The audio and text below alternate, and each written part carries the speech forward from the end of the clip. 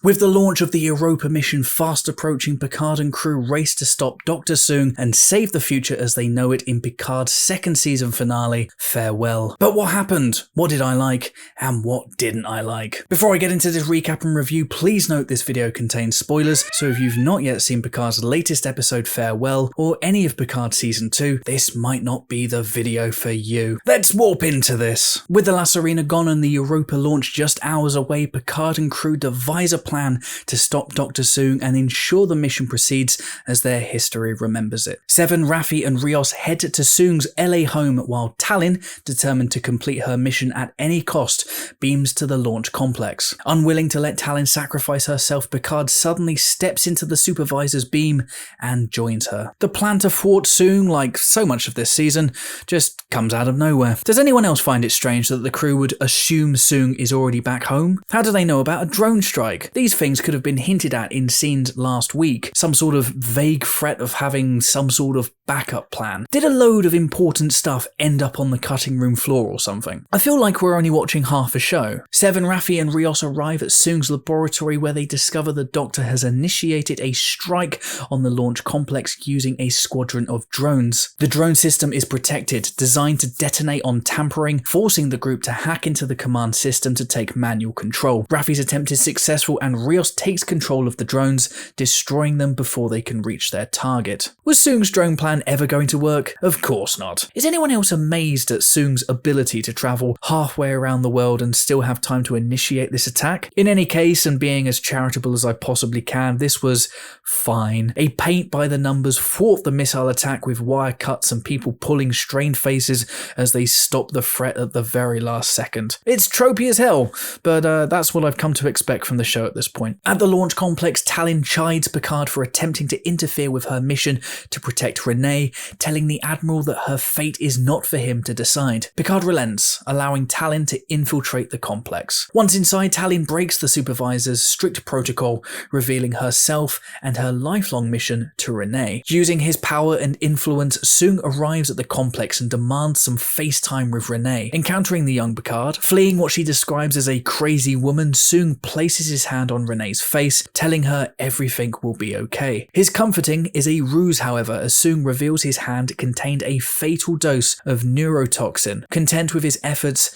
Soong leaves Renee to die. Picard discovers Renee, and the two watch as the Europa mission launches. Renee reveals herself as Tallinn, her actions allowing the real Renee to board the ship and fulfilling the Borg Queen's prophecy. Tallinn expresses happiness over having finally met her ward and tells Picard to absolve himself of his guilt before dying in his arms. As predicted, the Europa mission gets away without much of a problem. Renee encountering Tallinn was a nice, emotionally driven scene, but much of this was undercut by my concerns that Tallinn telling Renee, who is known to be in a mentally compromised state, of her importance might only increase the young Picard's anxiety and further threaten the mission. But whatever, the writers don't really care about mental health. Just like they don't really care about immigration control or the environment. It's all just stuff at this point. Meaningless stuff. The resolution of the two Renee's mystery established just last week was also kinda silly. Again, another scene that is stripped of its emotional heft by small moments that completely destroy the immersion. Why wasn't Picard devastated by the sight of Renee dying instead of being on the ship? It was all very reminiscent of last week's episode when we saw Picard react in a similar manner to the Lacerina taking off. Why would he be okay with this? He doesn't know what's happening. This represents failure. Now back home, Soong watches on bitterly as the real Renee completes an interview safely on her way to make history. Things get worse for the Doctor as an unknown hacker begins to delete his files and his legacy, an action Soong is seemingly powerless to prevent. The hacker is revealed as his daughter Kore, who is summoned to meet with an unknown observer. That observer is revealed to be Wesley Crusher, who offers Kore the opportunity to join him and his organization of travelers who oversee the supervisors who protect the universe as we know it. Kore accepts the offer and the two beam away. I'm assuming Kore returned home for clothes, her laptop, and that stupid VR headset after her triumphant moment of escape a couple of episodes ago. How awkward would it have been if her father was still at home? Who cares? Will Wheaton's cameo was a thing, wasn't it? In a season where you couldn't imagine things getting any wilder, they go and throw this in. Wheaton's performance performance, much like his over-the-top presenting of the Ready Room, was pretty grating and bordered on a little creepy. Like, why would Kore trust this random weirdo? Because. That being said, it is nice to see Wes get proper closure, and the Traveller-Watcher connection just about makes sense. With his plans in tatters and legacy ruined, Soong opens a drawer, revealing funding documents for a 1996 project entitled Khan. So did Soong create Khan in 1996? Or is Soong about to create Khan using an old mothballed project? This isn't clear, and I have so many questions. Who cares? Back at the chateau, the crew prepare for a life trapped in the 21st century. Accepting of their situation, Seven and Raffi share a kiss as Picard places the skeleton key in its correct hiding place, accepting the ghosts of his past. The tender moment of reflection is interrupted by Q, who is sitting quietly in the chateau's atrium. Q congratulates Picard on accepting his fate and forgiving himself. Picard has questions, but Q sidesteps most of these, telling Picard he was always his favourite and that he doesn't want the Admiral to die alone like he's about to. Q is dying, but with one final burst of energy, he vows to return the crew to their right time. Rios elects to stay with Teresa and Ricardo. As a result of this, Q notes that he'll have a little extra energy now and promises one final surprise as he snaps his fingers, potentially for the final time. Look, if I pull out my brain and I set it on my lap for a second, this could be a great moment. Perhaps the greatest moment the show has delivered to date. John Delancey elevates the show so noticeably when he's on screen, and they saved his best moments for the end. It's a fitting conclusion to the Picard Q storyline that began over 30 years ago, and I defy anyone with their brains in their laps not to get a little misty-eyed as the two say goodbye, quite possibly for the final time. But I can't pull my brain out, and like so much of what we've seen here and this season as a whole, I have some major questions now the story has unraveled. If Q loves Picard so much, why did he strike him earlier in the season? If all Q wanted from Picard was for him to forgive himself, why the whole Renee plot? Why was Q actively working against Picard, trying to dissuade Renee from joining the Europa mission and approaching and attaining the help of Soong, who wouldn't have even gotten involved if Q hadn't intervened? The answer to these, to anyone wondering,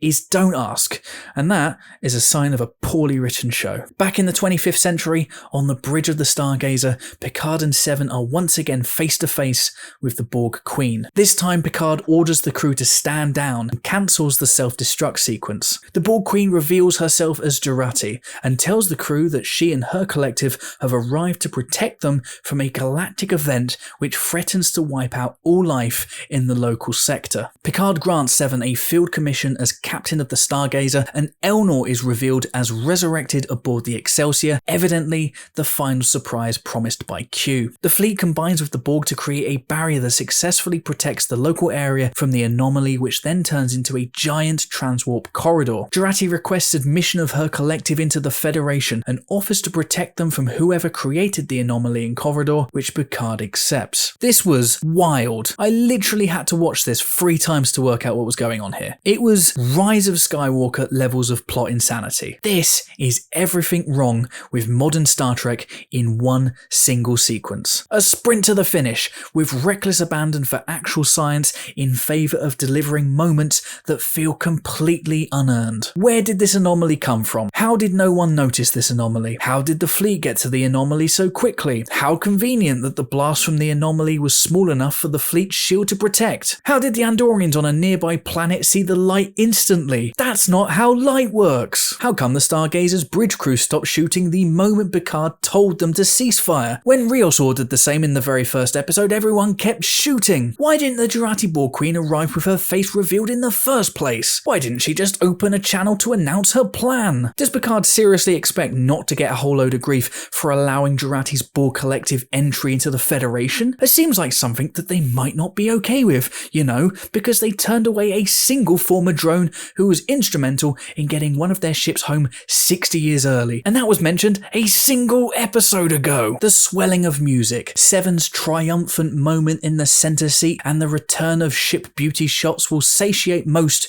who watch this show with their brains in their laps. But I can't. I just can't. This show is just broken. I haven't even gotten started with trying to work out what actually happened with the timeline. Was it really an alternative timeline? Picard said in episode 2 that they were actually in there. Who cares? Picard 7, Raffi and Elnor unwind with Guinan at 10 forward. Guinan reveals Teresa and Rios lived happily in the past and worked to save lives, with Ricardo growing up to create an initiative which used Renee's Europa mission Discovery, an alien microbe, to repair Earth's oceans and environment. Picard buys his family another round before heading back home. Picard reunites with Laris in the chateau's refurbished atrium. Tallinn is heading... Wait, it's not Tallinn, is it? It's Laris. Laris is heading off for adventures of her own, but accepts Picard's offer of a second chance as the two embrace. An improvement following last week's wretched episode, but not by much. I'm just relieved the show's over at this point. What are they trying to achieve with all this? Did they really expect fans who like their sci-fi show with an ounce of brain not to be left frustrated and confused by what we got here?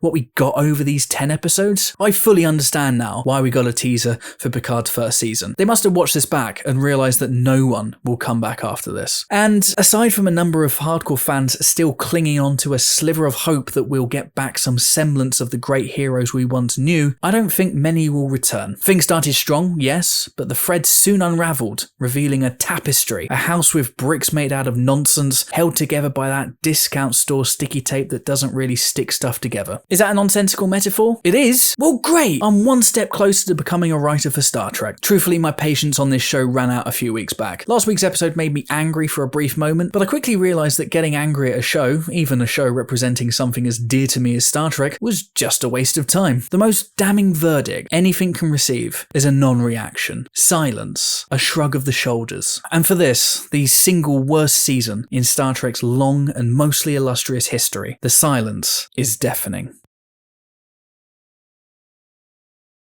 But what did you think of this episode? Did you love it? Did you hate it? Let me know in the comments below, and don't forget to like this video and subscribe to the channel for more Star Trek reviews, recaps, lore, theories and more coming soon. Until next time, I'm the Trek Lad. Live long and prosper.